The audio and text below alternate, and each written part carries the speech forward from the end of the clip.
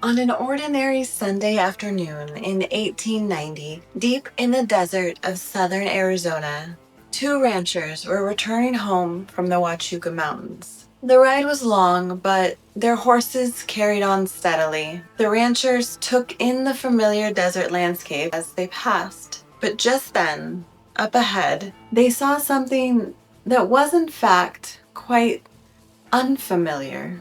As they rode closer, they could see more clearly and yet still had no idea what they were looking at. What lay before them could only be described as a monstrous creature. The ranchers thought it resembled an alligator, if only an alligator was 10 times the length and had the most massive wings they had ever seen. The ranchers froze, too stunned to move, but their unexpected intrusion startled the beast. It tried to fly away, but sheer exhaustion kept it from gaining more than a few short bursts of flight before falling back to the ground. The ranchers regained their composure and rode off after the formidable brute. The strange animal flew as fast as its tired wings would carry it, putting some distance between itself and its pursuers. The ranchers gave chase, and after several miles, finally drew near enough to take aim. They raised their rifles, and with a steadying breath, opened fire on the winged creature. It was hit, but not debilitated. The monster swung around in anger, striking at the men.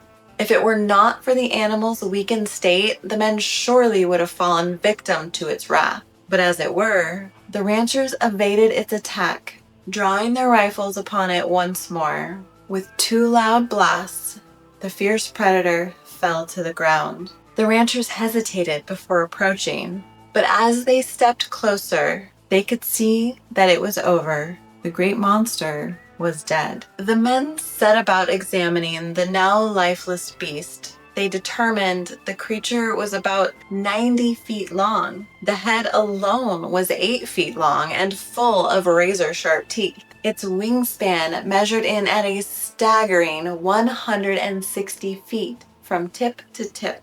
The men truly did not know what to make of it.